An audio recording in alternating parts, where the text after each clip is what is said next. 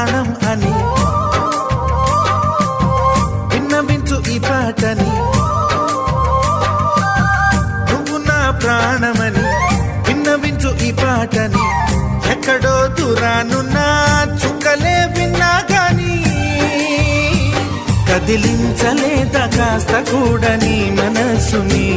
పరదాలు దాటి ఒక్కసారి పలకరించవేమి.